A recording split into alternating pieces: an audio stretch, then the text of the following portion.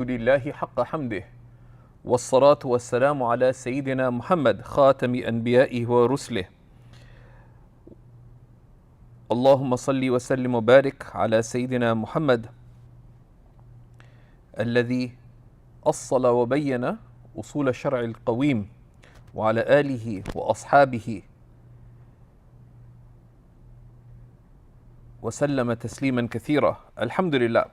In our lessons on the Mukhtasar al-Manar, in introductory explanation of Hanafi Usul, we are continuing to look at the command. And today we're going to look at the good and bad and how time affects commands. We're going to see also something that frustrates some people, which is that just in of itself, if you look at Hanafi Usul, it's not quite as neat and clean as the Usul al-Jumhur, right? The Usul of the other madhabs, what's called Usul al-Mutakallimin or Usul al-Shafi'iyya, right? You look at a work like the Waraqat of Imam al-Juwayni, and you can, as a Hanafi, you could feel a little bit jealous that it seems so neat and clean, because there is a theoretical conceptualization of law, and then say, okay, and this is how it applies. The Hanafis look at it completely the other way around. Say, this is the law, and these are the principles that underlie it.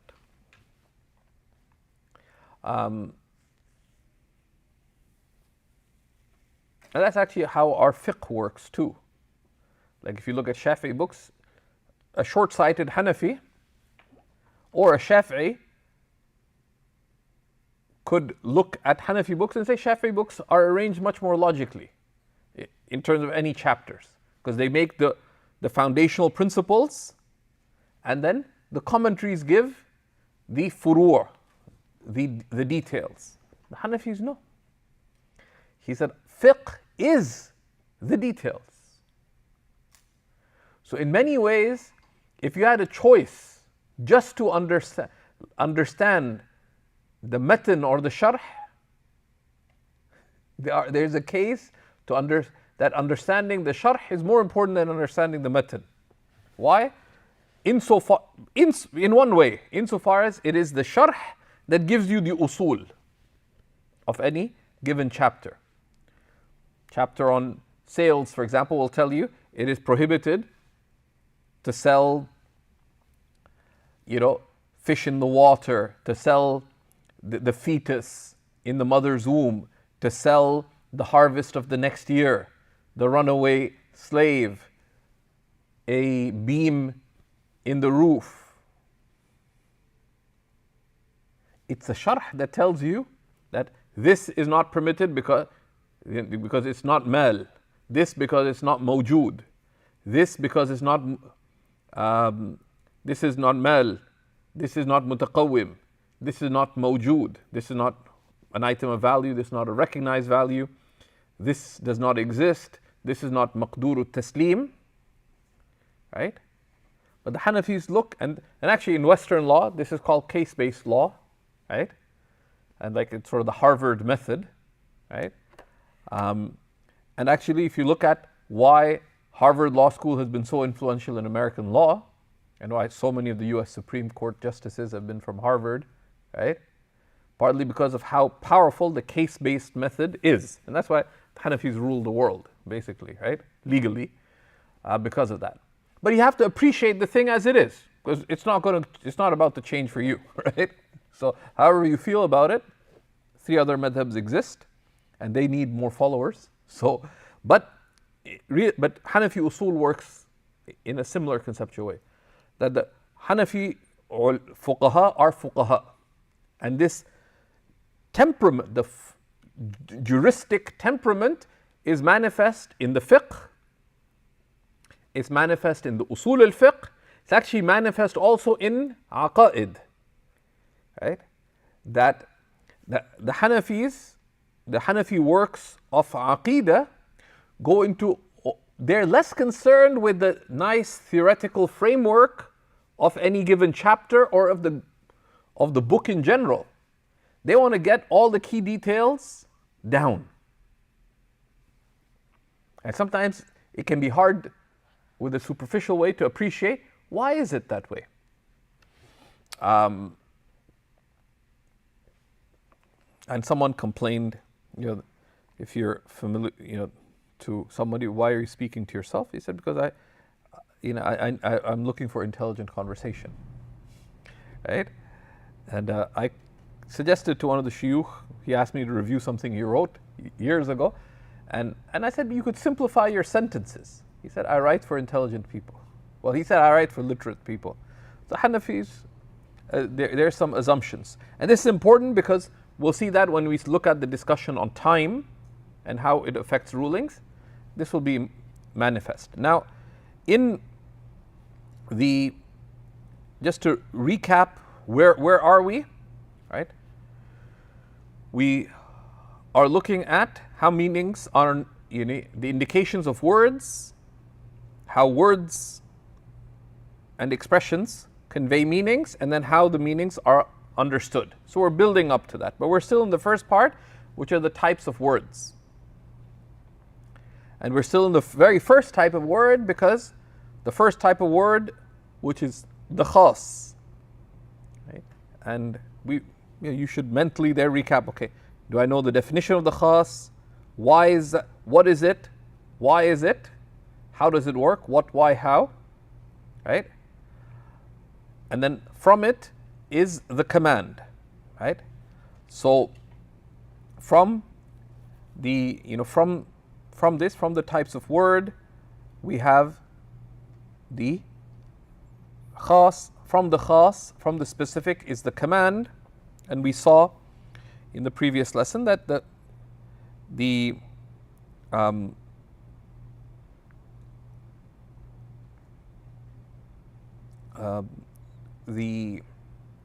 command can be a current performance or a make-up. And again, the way a talib ilm looks at something like this is, okay, the ada, what, why, how? What is it? What is defined by? The ma huwa is known by the ta'rif. The why, right? Ma huwa, that's why one of the ways, the rigorous definition is also called al-ta'rif bil-mahiyya. Mahiyya is a made-up term, which is the ma huwa-ness of something. Ma huwa, the ma huwa state of things, they call it mahiyya. Mahiyya is just the answer to ma huwa, right? That's what is it? That's by the ta'rif. Why is it this way is by the ta'lil, right? What, why, and then how, right? And that would be the details, for example. And so we have the current performance and the makeup, and we looked at the types of both, right? And we talked about this thing, that Hanafi Usul is descriptive of the actual rulings. The Hanafi Usul is descriptive of the actual rulings, and then we understand the reason. So the Hanafis would argue, as the works of Usul do, that look, we are the Ahlul Quran, we are Ahlul Athar, because we follow what the revelation comes. The role of the intellect is to understand that deeply, right? And you see, of course, that also, that the Hanafis stick on so many issues on the terms of what has come in the ahadith, for example, like on some of the things that invalidate wudu or ghusl, they'll stick to the terminology that's in various hadiths, and you see that both in the writings of Muhammad al-Hasan, both Abu Yusuf and Muhammad al-Hasan, right? Because they're great veneration for the hadith of the Prophet sallallahu alaihi wasallam, right? For those interested, I wouldn't suggest going and reading Usul al-Bazdawi or anything, but the opening of Usul al-Bazdawi has a very interesting discussion on why the Hanafis are the Ahl al-Hadith in reality. Right? It's an interesting discussion. And sometimes don't read these big, especially right now. Like we said, don't get lost in detail. It's a cool discussion. Basically, is because, the simplest reason is because what is sought from hadith is their meanings, not just their words. And everybody made taslim to Abu Hanifa and his madhab when it comes to deep understanding of meanings. So anyways, but that's just like, we don't use that to think ill of it. These are all there's a range of rational possibilities of how sound meanings can be understood from texts. Right? This range of sound possibilities is largely encompassed by the interpretive methods of the four schools of Islamic law. Right? So that's why it is obligatory to respect that. Because these are all established to be, and by consensus accepted to be, sound ways of understanding revelation. There's a rational basis for that the scholars of Usul discuss. Right?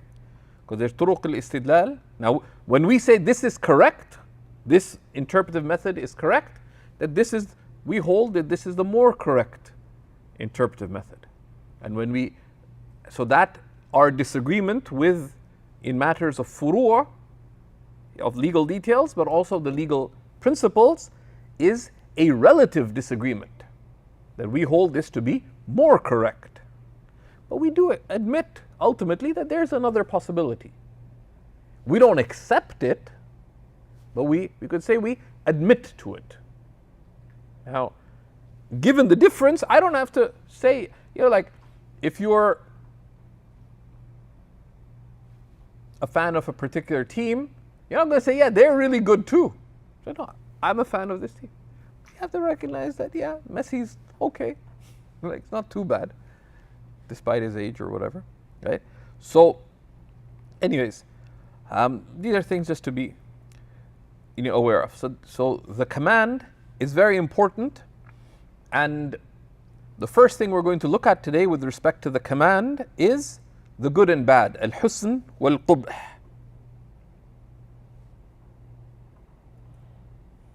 Right?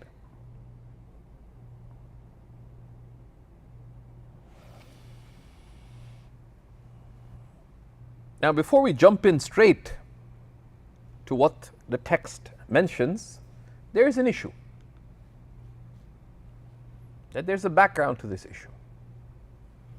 And it relates to, firstly, revelation coming. That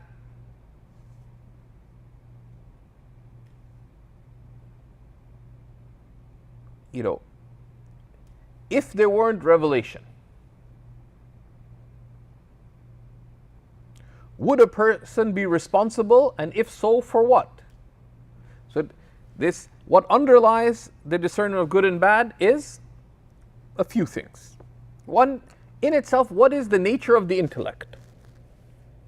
What is the nature of the intellect? And its capacity to discern, and what it discerns, how it discerns it. Our understanding also of what is revelation. Not just what revelation itself is, but what the wisdom, the need for revelation and its benefit and its role.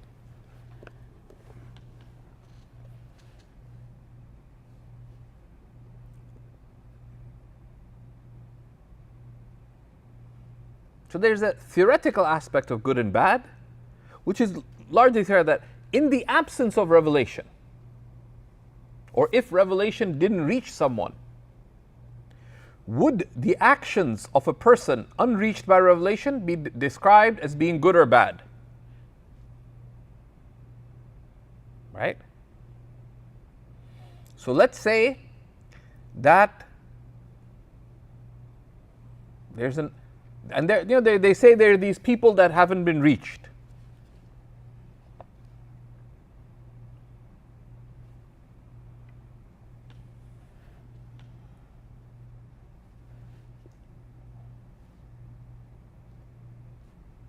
let's just say there's some people who haven't been reached. And they have practices that we would hold to be wrong. Right? So they worship idols. They kill randomly. And they flip the rules whenever they want. So what's mine is yours, what's yours is mine. We flip rulings. People swap husbands and wives. They do all kinds of things.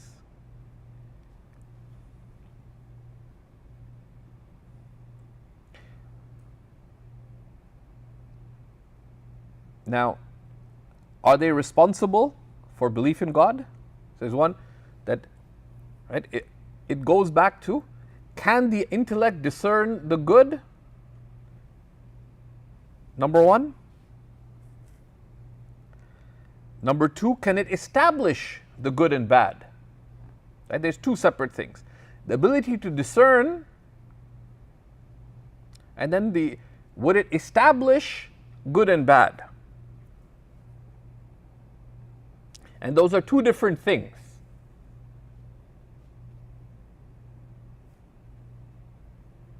Right?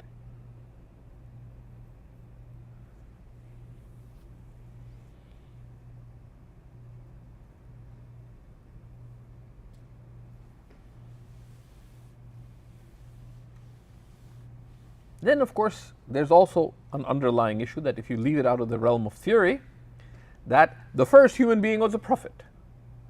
So the notion of good and bad, it has been there from the beginning of time, from Revelation. So, but what is the implication of that? So there are many nuances to the issue. Sayyidina Adam came with a call to faith and guidance. That's what he inculcated in his children. And that lasted. And then Sayyidina Nuh alayhi salam, when polytheism emerged in or before his time, he called people to faith and guidance, right? To faith and good, right?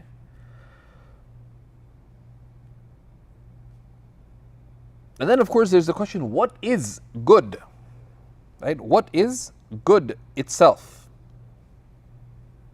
And what is good itself? Right? What is the definition of good itself? So these are a bunch of questions that arise. The consideration of these matters is more of a theological matter. Right? It's more of a theological matter. But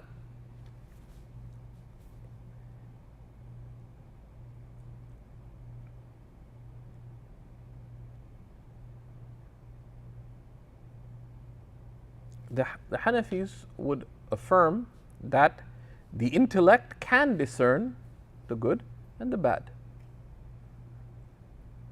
Right? Now there's degrees of good and bad. Right? There's that which is clearly good, there's that which requires clarification. And there's that which is in itself good, and something else that would be good due to external considerations.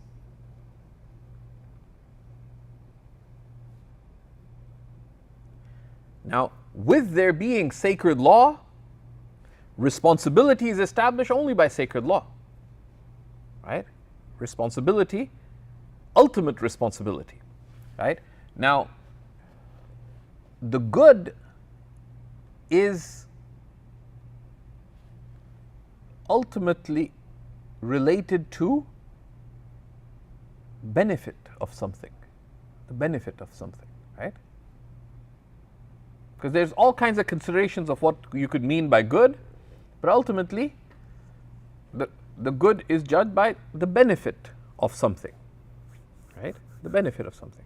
So certain things we can discern it's good directly because the benefit is evident. The fact that eating is good, because if you don't eat, you're going to die. You can. Most people would say no. Don't drink water because it's no good. Don't drink anything. So some things are evident. It doesn't need And the role of the intellect is tamyiz, is distinguishing. Now, even with others that we disagreed with, who took more limited positions about the intellect's role with respect to the good, they don't discount that the mind can discern at least some of the good and some of the bad. The issue is that is the mind on its own, does it establish good and bad? That's where the real difference between the mainstream would be. The predominant position of Imam Abu Hanifa is that the intellect can discern clearly the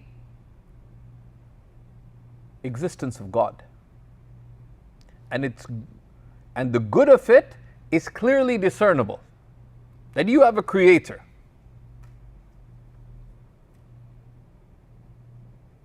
And gratitude is entailed to the creator. So therefore, you must, the fact that, and the details of that are discussed in theology, and there are multiple opinions. There are a number of opinions within the Maturidi school about this, and that is outside. But the Maturidis affirm a more active role to the intellect in its capacity to discern good. But rulings are only established by the lawgiver once the law comes, right? So how a Hanafi judge would, if made responsible to explain to people why certain things are wrong and not, it would be a very interesting exercise. If a Hanafi judge, like a pure Hanafi judge, went and was asked to explain to people, can you explain what we're doing is wrong and why?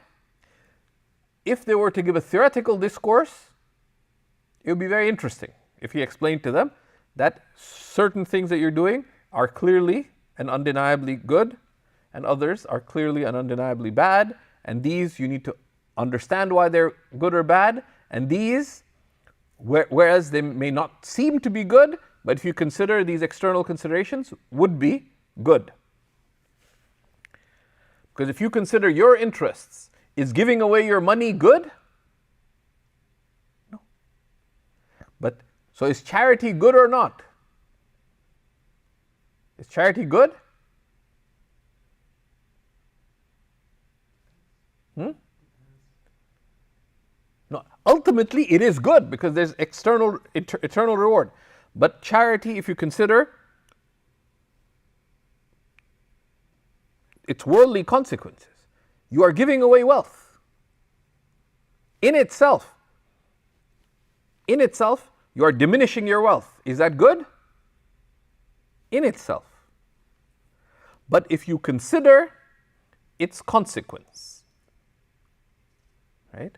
Both its worldly consequences, because it has worldly benefits, both for the poor person and the meanings of sila, right? Whether it's sila, of maintaining relationships, etc., right? We can discern its worldly benefits as well. And then there's the next worldly benefits. So, right?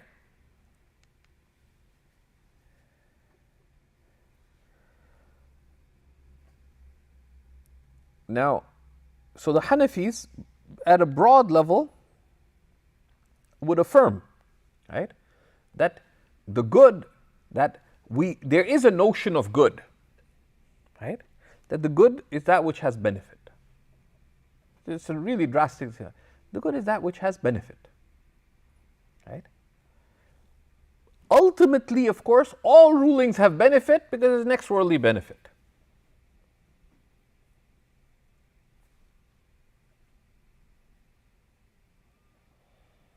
But there's also worldly benefit that is discernible. Right? There's no ruling you can think of where you're commanded to do something and there's no benefit in it. Because the path of least argument is anything you're commanded it has its next worldly benefit.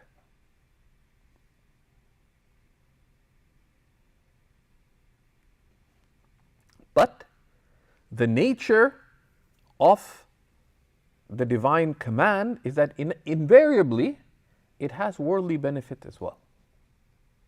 Right? Right? And there's a theological scaffolding to this that we don't need to get into, because the theologian, at this level, the ulama of Usul don't touch upon too much, but inshallah in the fall, when we'll be looking inshallah at Bad al-Amali, inshallah we'll be touching upon it a little bit, which is the following: that while we do not affirm that Allah must do the good, or must, we don't superimpose notions of good and bad upon Allah subhanahu wa ta'ala, but we do affirm that Allah is Hakim. Allah is wise. He is Rahim. He is wise. He is merciful. He has chosen to deal with His creation on the basis of mercy. Ar-Rahmanu ala al-arsh istawa. The All-Merciful is established on the throne. Allah subhanahu wa ta'ala also tells us, subhanahu wa ta'ala, right, that the guidance of the Prophet has come as mercy to all the worlds. Right? So we see the athar of that rahmah either evidently or subtly, directly or indirectly, in its worldly implications as well. Right? The Ash'aris disagree on this, not because they deny that the mind can or cannot discern the good and bad, but rather because, so they're not denying, because they're not saying that the intellect has no role. But the Ash'aris come firstly from the theological perspective that nothing is incumbent upon Allah. Allah can يَأْمُرُ مَا يَشَاءُ يَفْعَلُ مَا يُرِيدُ. He commands what He wills, and He does what He wants. Right? There's nothing incumbent upon Allah. Right? So they have a different approach to understanding good and bad, and that has implications. If a purely Ash'ari theologian went to a people, he would not be troubled. He would hate it. So if you have an Ash'ari scholar and a Maturidi scholar went to an untouched village doing all these things, the Ash'aris say, exactly. They weren't reached by the Shara. Right? Because there's no level of responsibility with respect to good and bad, whether in belief or practice, before the Shara. So they would hate it themselves. An Ash'ari would hate it themselves, but say, this is why we need sacred law. It's our responsibility to convey to them, which is why the Ash'aris affirm, and there's some nuances to it, but what the Ash'ari school settled upon, they say, وَأَهْلُ الْفَتْرَةِ نَاجُونَ وَإِن بَدَّلُوا وَغَيَّرُوا وَعَبَدُوا الْأَوْثَانِ. The people untouched by revelation are saved. Right? Saved on the basis of divine overlooking, even if they changed their revelation or altered it, even if they worshipped idols. Because لا تكليف إلا بشرع. There's no moral responsibility without shara. Why? They would say good and bad in of itself is intrinsically relative. Because what's of benefit to you, right? And there's a wisdom in this as well, because this is a consideration, right? That, let's say that Zubair, right, after losing his goat, right, now he has 6 hours to marry Zubaydah. He won't be able to live without marrying Zubaydah. Let's say they weren't touched by revelation. Okay? He needs $10,000, 6 hours. His neighbor has it. What is there to prevent him from taking it from his neighbor? And he can get away with it. Neighbor is blind and wealthy. Doesn't really need the 10,000.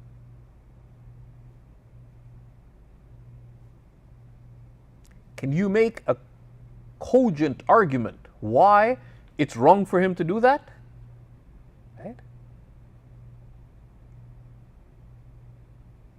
He'll get away. Neighbor lives. It's just the two of you. Zubair, next door is his blind, wealthy neighbor. He doesn't need the money. He does. But because it's his. So what?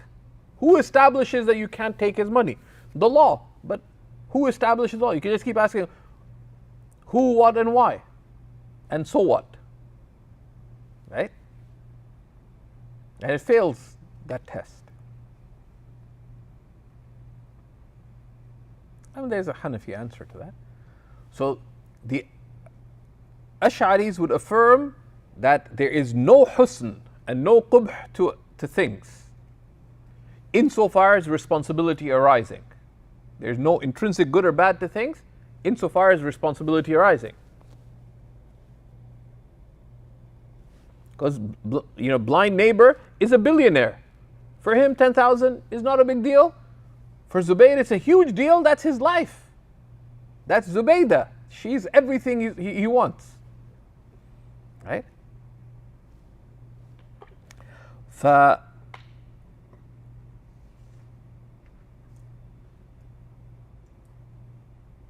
But the Hanafis do view it differently. Right? Do view it differently. Say no. That we would affirm that there is a meaning to what is good. Right? Now there's some good, but you need sacred law, because some good is evident. Some good is evident. Also goes back to the nature of the human being. And you see this in the Hanafi discussions, even in the books of fiqh. Right? That the nature of rulings is that it reflects the nature of the human being. The human being is needy. The human being is needy. Their need is not fulfilled in the absence of society. Right? There's a reason why human beings come together. Because that's the nature of the human being. They're needy. So they need one another. So ما به انتظام الأمور الدنيوية فهو مما يحسن عاقبته. Right? That the things that regulate worldly good are from the good. Right? Because the argument would be, if you could steal from Uncle Bilal, the blind uncle, if Zubair could steal from the blind uncle, then someone else could say, well, if he did it, I can do it. And if he's not going to be taken into account for it, I won't be taken into account for it. So that's why you can reconstruct theoretically why there would be law, the idea of natural law. Right? That if in the absence of anything else, you could make an argument why there'd be law. But there would be confusion. There would be confusion. Because some good and bad are clear, but there's a lot of blurred lines. Okay? And this is from the numerous meanings of وَوَجَدَكَ ضَالًّا فَهَدَى, and he found you at a loss. So he guided you. Right? Because the mind on its own is at a loss, that what is ultimately good in this matter. Even in worldly terms, the mind is at a loss. But the mind is uncomfortable affirming that there is existence, there's worldly existence without ultimate purpose. Right? So that's from the wisdom of there being sacred law. Anyway, so that's a very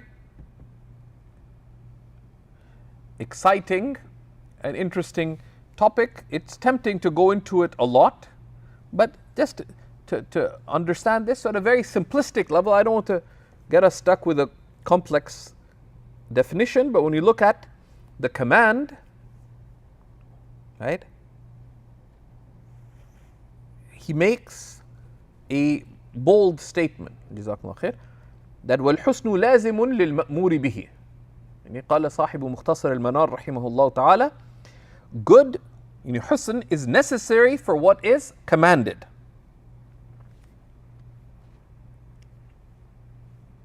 Why?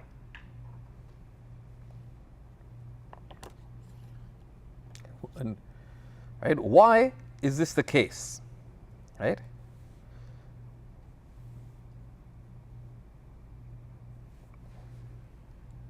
For a few reasons. One, how do we understand? Because the ruling has 4 considerations that we talked about briefly in the beginning, right? There's the hakim, there is the ruler, and there's the mahkum, the one ruled.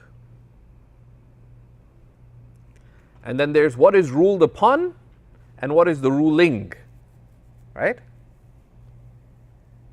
And you could add a 5th, which is the why is there a command? The why of the command. Any? Right? And that the why is the aqibah, is the consequence of the ruling. Right? Is the consequence of the ruling. That which is why the commentator, what does he say here? He says, لأن الآمر حكيم, because the one who commands is wise. Right? Wise in itself, right? Because it's from the perfections of the divine, and the Hanafis have a differing notion of wisdom. And what does it mean for Allah to be the all-wise? Right? That perfection entails رَبَّنَا مَا خَلَقْتَ هَذَا بَاطِلًا. You have not created this in vain. Right?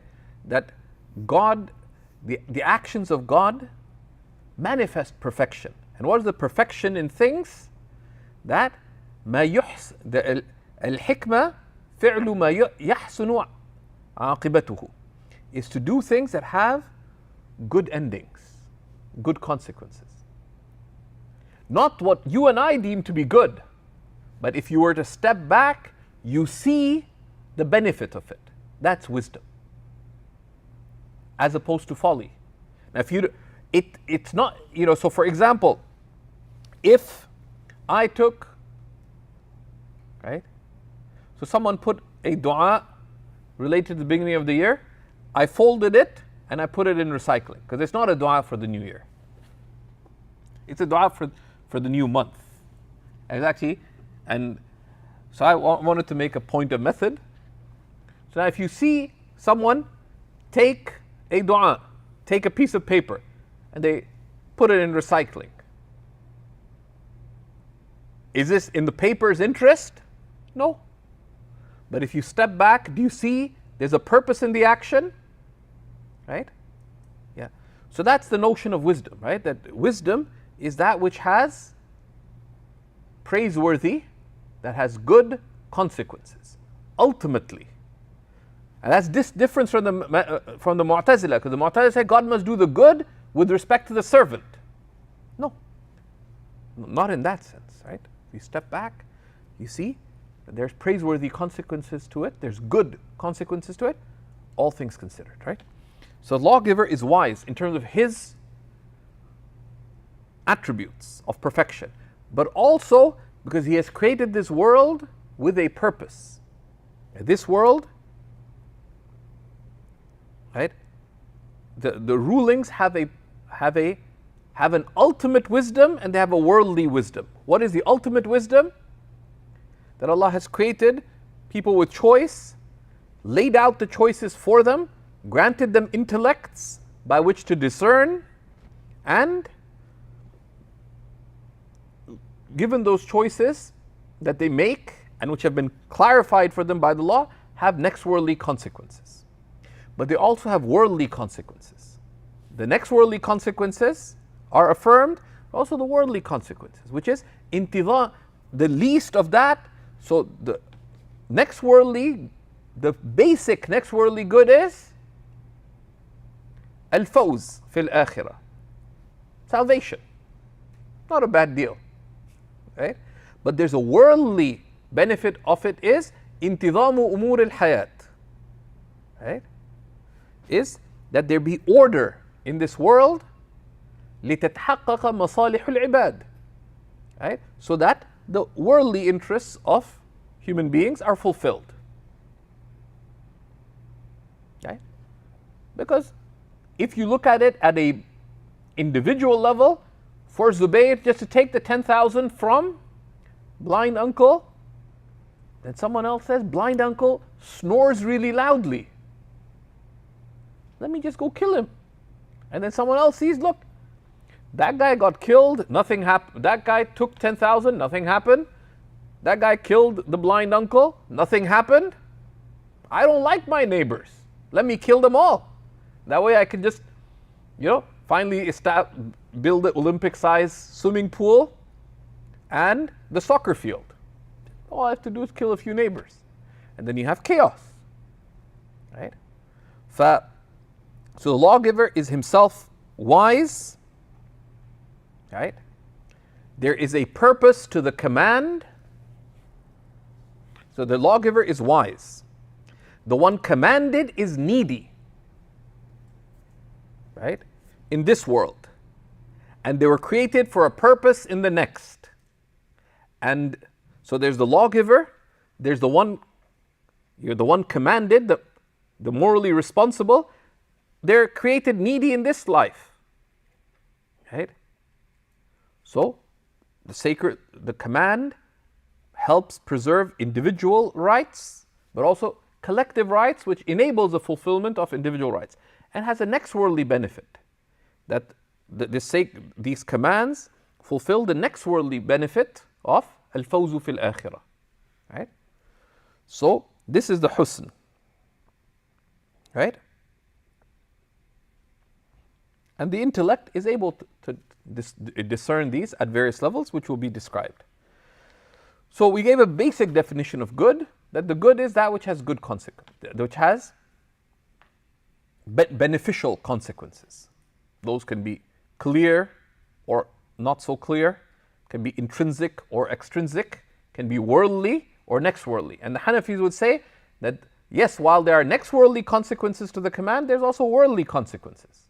That the commands preserve individual and collective rights and facilitate individual and collective pursuit of good.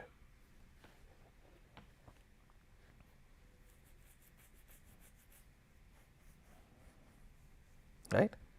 So these are the concepts to be appreciate about that, right? And there's a purpose to the hukum. Right? There's a purpose to the hukum, which is that these ahkam are means to that.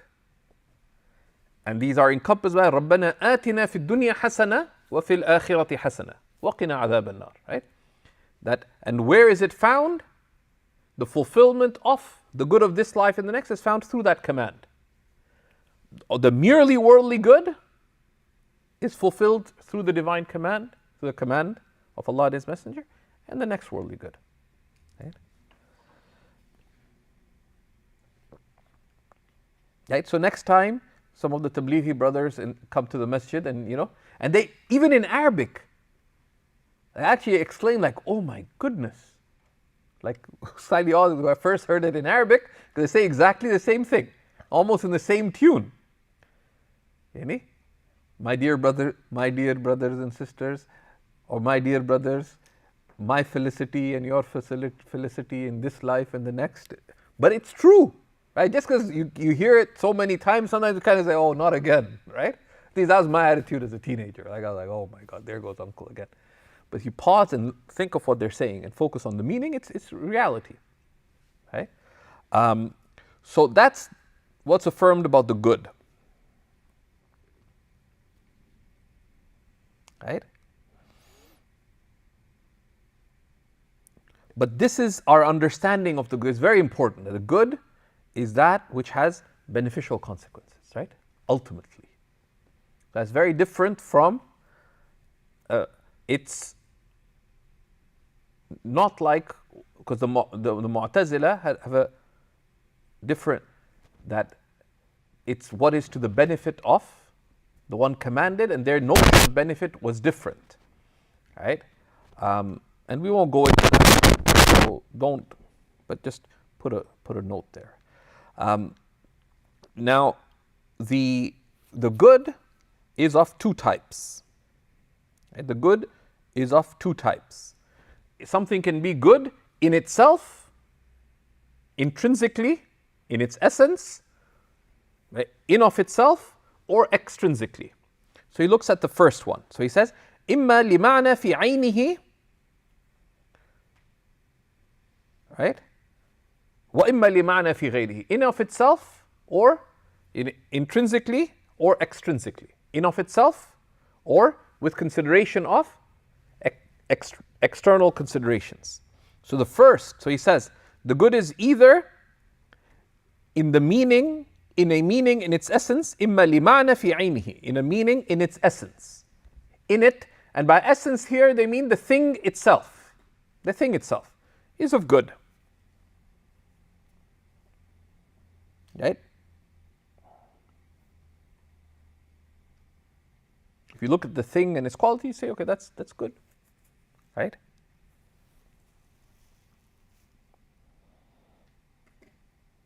And he'll give us, right,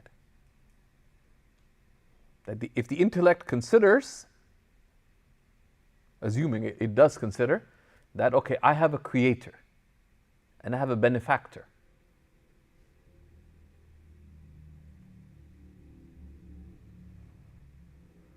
So Maturidis would say that entails that I express gratitude to him. Right? Because, and they'll explain why shukr al-mun'im is wajib, but that there's a balance. Someone gives you something, you would discern that, well, you give them something in return. That is being just, being fair. Right? Because and there's a way to argue that, and that's why the Ash'aris would have issues with it, but the intellect can discern by taking examples of all things, right? That the idea of balance is someone gives you something, you give something in return, right? Now, if Allah gives you your life itself and gives you all good, then what are you giving? Right? That's what gratitude is the response to being given something. I say that's the intellect would see the good in that. Right? And then the lawgiver tells us that, okay, pray 5 times a day.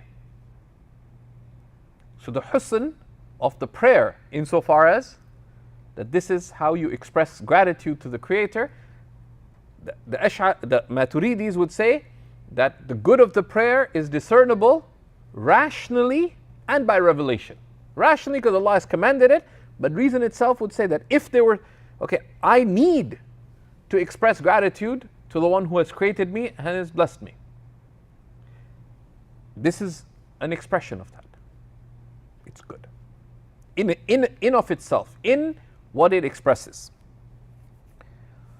Right? So that's, and what's good in of itself, in the meaning in its essence, is of two types. Either in its attributes, or that which is considered of this category but does resemble an external meaning. Right? So deliberately, Ibn al-Habib avoids too many examples. Right? This categorization, we can look at it most easily by looking at, okay, the thing that we're commanded the most and the thing that is most evidently related in the divine command to is worship. Right? So prayer, so let's say, look, if you look at prayer or faith, iman, right? Believing in the one who created you, right, is good because of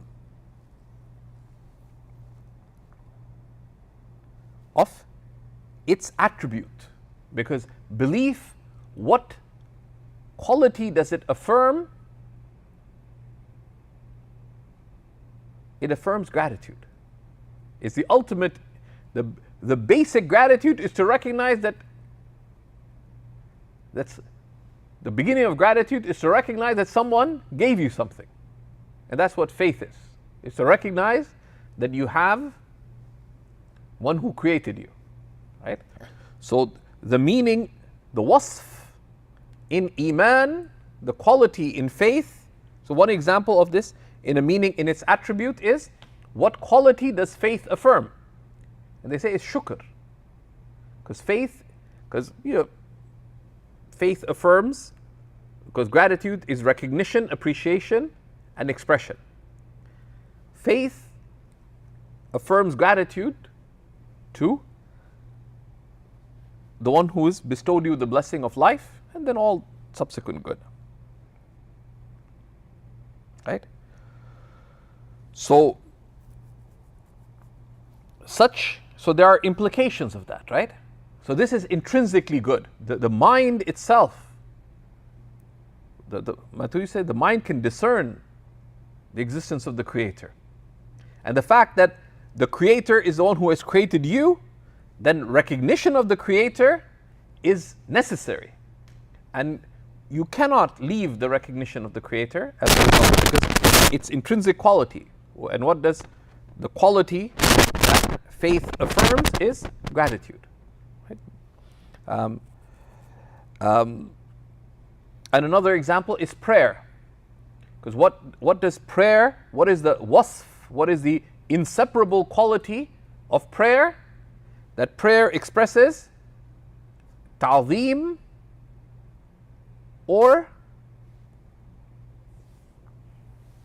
and it also expresses gratitude, right? These key expresses, but ta'zeem al-mun'im, that you express your reverence for the bestower of blessings. Now, the legislation of the prayer is not by the intellect affirming that I must pray in this way, but the command comes, the intellect can discern that yes, this quality, ta'zeem, veneration of the one who's bestowed you with blessings, the blessing of existence itself, respect for them is necessary. This is an expression of that respect. So this category has implications. He doesn't go into them too much, right?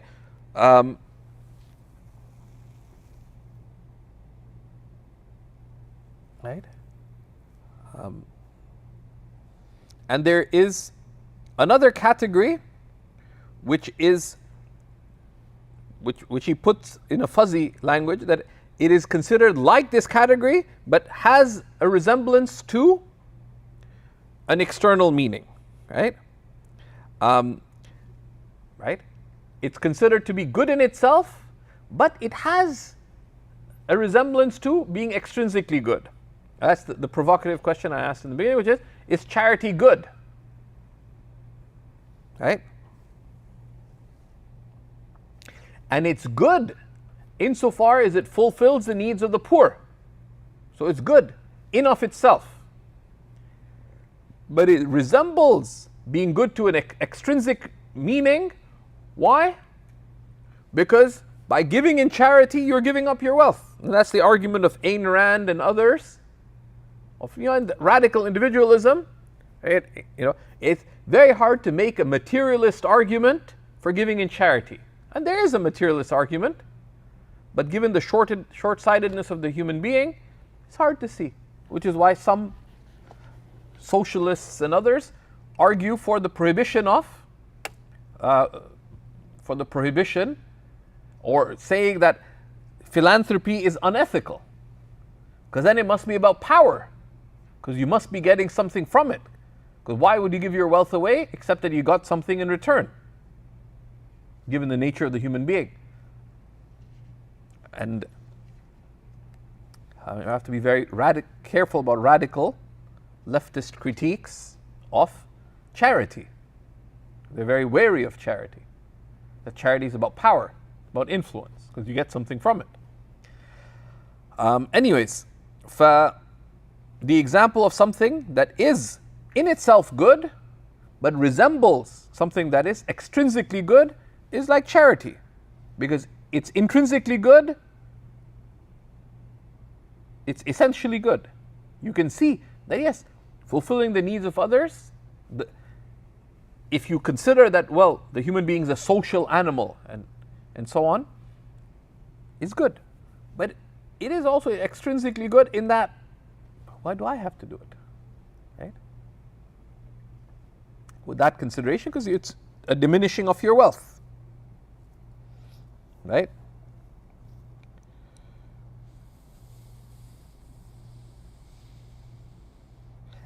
But these two types of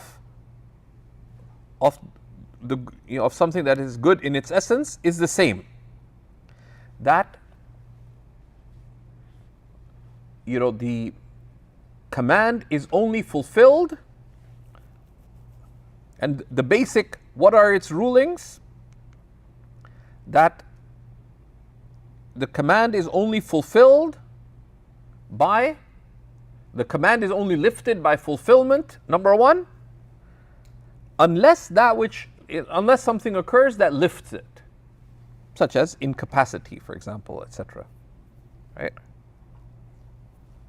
Such as incapacity, or if one of the conditions of obligation is lifted, such as someone had wealth and they become poor, so that you're no longer responsible for giving zakat, for example. Someone loses their sanity, so a condition is lifted, etc.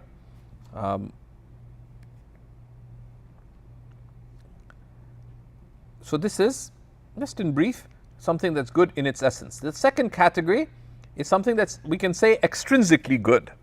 In Hasan, right? لِمَعْنَى فِي غَيْرِهِ. It's good due to an extrinsic meaning. Right? It's good due to an extrinsic meaning. Right?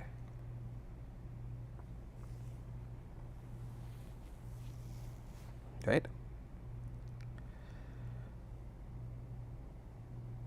Like the thing itself is not clearly good, but the good is only understood in the context of something outside of it. Right? And we'll see examples. Right? And this is of two types. One is something that isn't fulfilled by what is commanded. Right? Meaning the good is not fulfilled by what is commanded itself. Like wudu. Right? The most simple example is wudu. What is the benefit of wudu in itself? Right? My mother forced me to ask Shaykh Hassan al-Hindi a question. She said, do you promise to ask your teacher a question? I said, well, depends on the question. No. So I had to swear to ask Shaykh Hassan a question. I said, okay. He said that if wudu is for cleanliness, then why, and especially since the Prophet ﷺ came to a hot land, then why don't we wash our armpits in wudu? Because heat affects you most evidently in the fact that you sweat and make a bad smell from your armpits, especially because there wasn't deodorant at that time, all this stuff. So make sure you ask exactly what. So I asked Shaykh, he really laughed. Okay? What's the merit of this specific act? How is it understood? Extrinsically, this is a condition for the prayer. But that the benefit of this, insofar as it's a miftah for the salah, but the good of it, the benefit, the clearly discernible benefit, i.e. one that is not otherwise attained. Right? If your face is dirty, wash your face. You don't have to do all of this. If your feet are dirty, wash your feet. But why is this action good? Because this has been made a means to prayer. Right?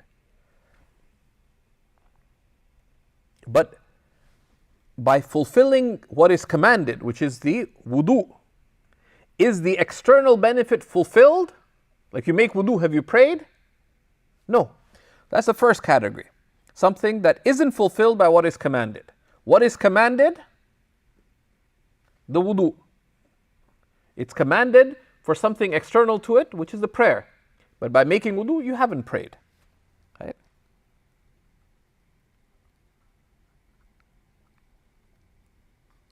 Right? You have to do the integrals of the prayer to fulfill that. And the other is something that is fulfilled by what is commanded, by the command. Right?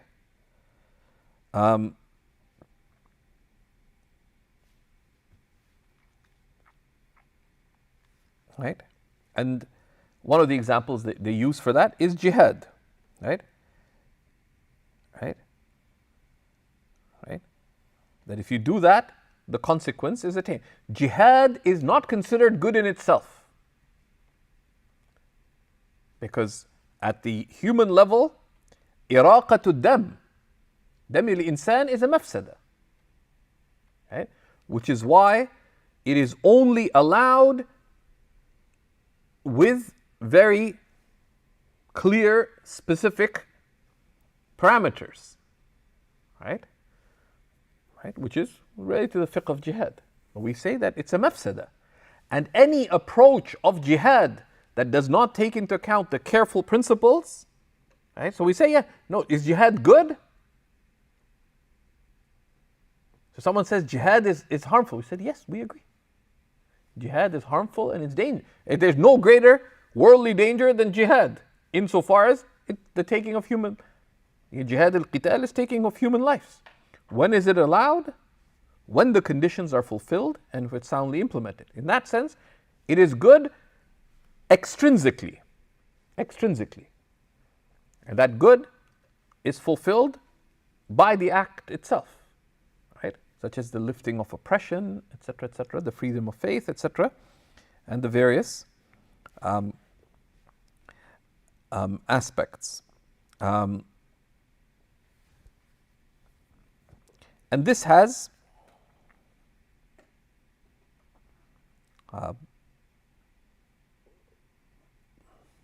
someone tried to argue, it's like waking up from bed. it's extrinsically good because you got to work, right? Or going to work. I mean, there's a worldly example, going to work, right? My uncle had a bumper sticker that says, the worst day fishing is better than the best day at work. Right? But why does one work? Intrinsically, you could be doing other things, but you consider it because of its extrinsic consequences. But in the legal consequence, that both of these types of command of extrinsic benefit, right, is that the good that is extrinsic, there's something that's good, extrinsically, when is that matter commanded required? When what it's legislated for would be fulfilled. How? That if you cannot pray, do you have to make wudu? So let's say someone can't even pray with head movements. Nasrullah al-afiyah. Let's say someone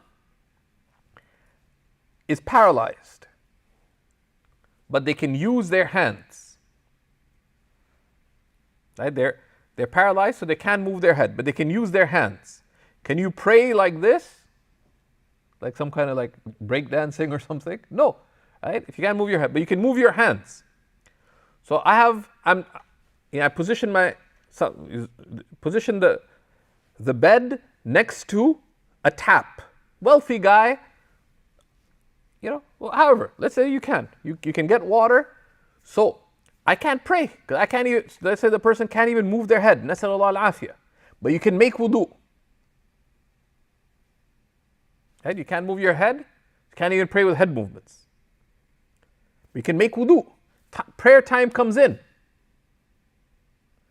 Wudu, appreciating that what category. So wudu is good, but due to an extrinsic meaning, which is that this is for the prayer.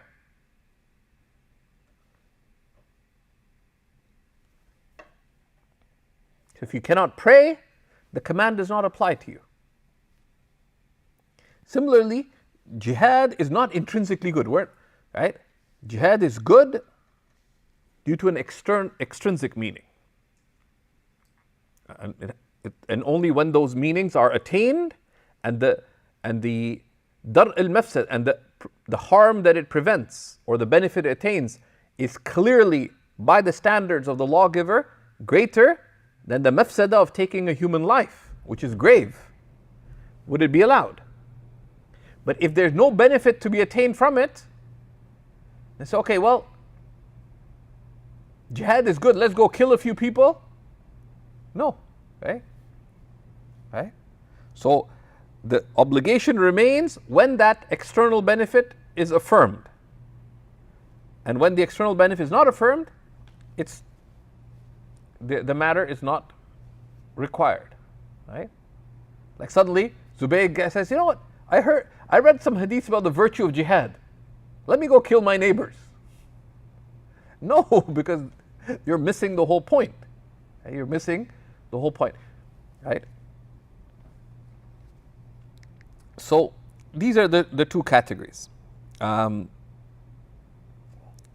There's another category that the author left, but don't worry too much about that. He left it deliberately for the purpose that he's trying to get the core concepts here, right?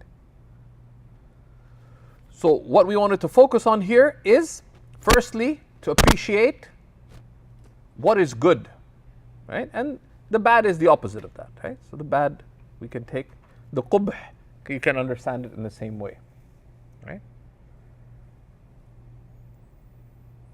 So the Hanafi notion of good returns to what they would affirm about Allah Himself and what is meant by wisdom.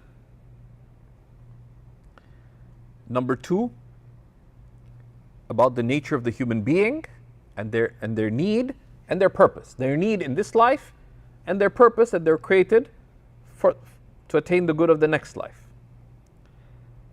The role of the command, right, which is an expression of mercy, in order for the human being to attain their ultimate salvation, but also to realize the good of this life, right?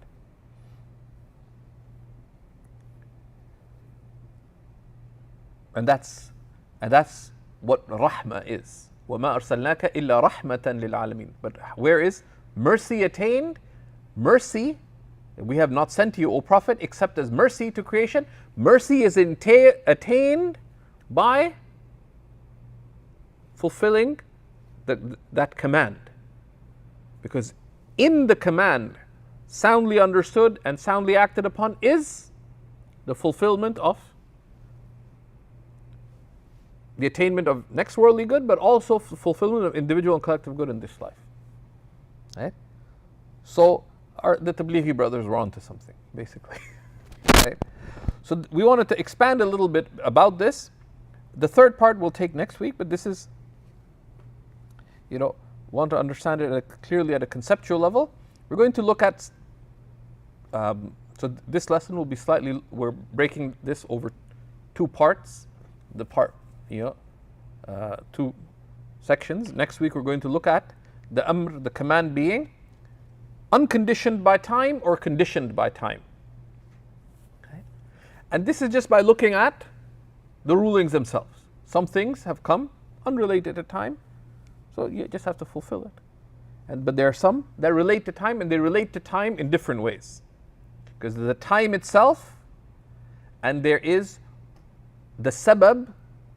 Like, how does something can be encompassed by time, or something that time is only a condition for, or it's a criteria for, and the time is problematic. That how would we understand it related to time? So we'll touch upon that. بإذن ta'ala. So we'll stop there. وصلى الله على سيدنا ونبينا محمد وعلى آله وصحبه وسلم Walhamdulillahi Rabbil Alameen. I wanted to share something in closing. Yesterday I met with the son of Shaykh Abdul Razak al-Halabi, who's just moved to Mississauga. Shaykh Abdul Razak al-Halabi, who's a Shaykh al-Hanafiya of the Bilad al-Sham, and who taught Hashid ibn Abdin for over 50 years. And every 4 or 5 years they'd finish Hashid ibn Abdin, taught it, numerous times. So Ustad Zakwan asked his father, a few years before the end of his life, what is the summary of your life? How would you summarize your life? Right? And to give a context, Shaykh Abdul Razak al-Halabi, even into his 70s, he would be at the Umayyad mosque half an hour before Fajr. And he's a Shaykh of the Hanafis. But he would start Quran classes half an hour before Fajr time. Into his 70s, he's just sitting there. Right? And then after Fajr and the Azkar of Fajr, he'd be teaching until sunrise. And then he'd go home, rest briefly, have breakfast, and then from early morning till Dhuhr, he'd be teaching or giving fatwa.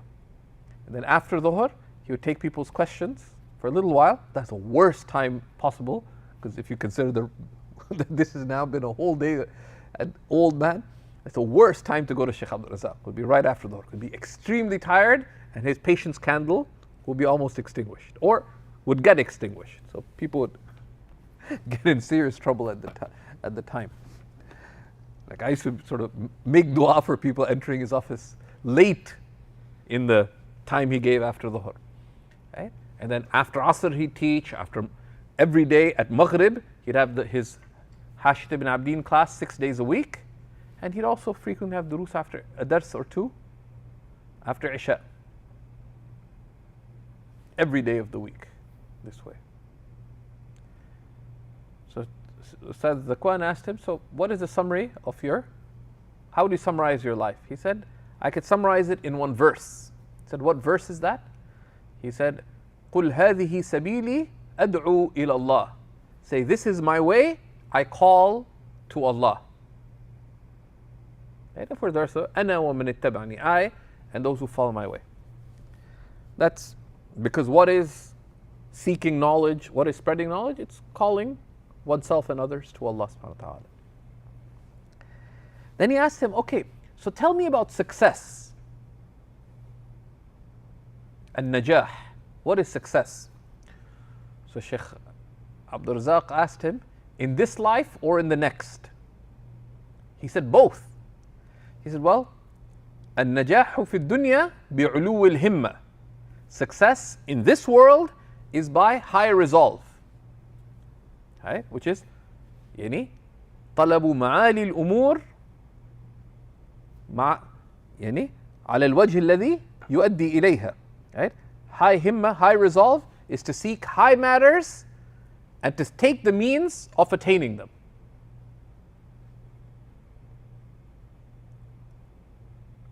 He says, وَأَمَّا فِي الْآخِرَةِ, says, and what about the next life? He says, سَلَامَةُ الصَّدْرِ, is to keep your chest clear. He says, وَمَا سَلَامَةُ الصَّدْرِ. He says, what does it mean to have a clear chest? He said,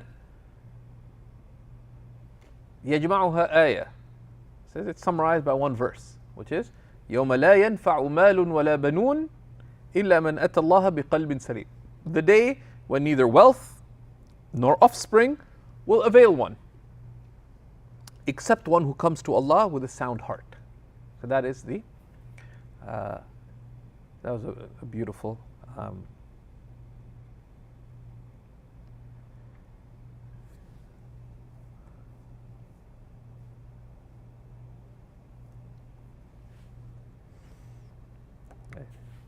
he's a really short man. He's short and he's also bowed over. So his desk was huge. It's like a big desk. I'm kind of jealous of him. His desk, big desk. But he was really bent over Like, so it was almost, if you didn't spend a few moments and felt his haiba, it's almost comical. Because, as his own son put it, his head barely appeared, like it's basically head in his chest, but he barely appeared over the desk. And he wore these thin glasses, so he'd be looking from above his glasses, right? Because you have reading glasses on, right? When he's sitting at his desk. But even the mashayikh would have so much awe of him. So Shaykh Muhammad Juma and Shaykh Faraz Namir, who teaches in Shaykh Abdul Razak's place now at the Umawi, they wanted to attend a student's, another sheikh's wedding. And this sheikh was holding the wedding outside Damascus, on the outskirts of Damascus, but on a Thursday night. It's just a problem. This was the day of the dars of the Hashiyah. Every day was the day of the dars of the Hashiyah, 6 days a week. Between Maghrib and Isha, they read Hashiyah. Shaykh Muhammad Juma, that was, I think, completing the fourth or maybe the fifth reading of it. Cover to cover with Shaykh Abdul Razak. I think the fourth. I'm not sure, but like he'd read it cover to cover at least 3 times with Shaykh Abdul Razak. And Shaykh Fawaz al-Namir probably similar. So they were discussing for days, like how will we approach Shaykh Abdul Razak to get permission to attend the wedding. And there's some politics, some sensitivities, etc. Because one of them got given a book that Shaykh wanted to teach and this and that. So they were planning it out like little kids, like how are we going to raid the cookie jar or something for days. So I was kind of curious. I started listening in after classes. I said, كيف نحكي للشيخ? How will we talk to the Shaykh? And then the day when they went to ask him, I'm kind of like keeping my ear, because every time they get together for several days, they were talking, how do we ask the Shaykh? And they'd come up with hatched a plan. And Shaykh Muhammad Juma was like, if you type in Arabic Shaykh Muhammad Juma, you see, has quite a Jalali presence. He's like temperamentally a faqih. No nonsense kind of guy. He gave you this death glare, like, where do you come from? Right? So Shaykh Muhammad Juma said, تعال معنا, come with us. I said, مالي دخل, تعال. He's my teacher. So I went. And they went in like little kids. So Shaykh Abdul Razak's office, which is on the front right corner at the Umawi, his office was into the, They went in, just stood at the door, not even at the desk. So I'm standing like, there's 2 doors, right? I'm standing in the mid door. And they got the doors open, they're standing there. So Sayyidi, there's a wedding on Thursday coming up of Sheikh Fulan. It's outside Damascus. And they didn't even finish. Inshallah said, ما في مجال تغيب عن الدرس. You cannot miss the dars. And he just looked down. And they just went backwards. Like actually Shaykh Muhammad just bumped into me. I was like, make way to go out. I continued. Shaykh Abdul Razak didn't even look up. He continued, he was reading something. And khalas, the topic ended. I was like, why didn't you explain the background, the context? Khalas. He said, ما في مجال. There's no way. So I mentioned that yesterday to Ustaz Zakwan. He said, yeah, at the end of his life, he couldn't really talk much. So when we asked him something, he'd put his finger up, that yes, or he put it down, that no. And khalas. If he said no, no. Rahmatullahi ta'ala alayhi.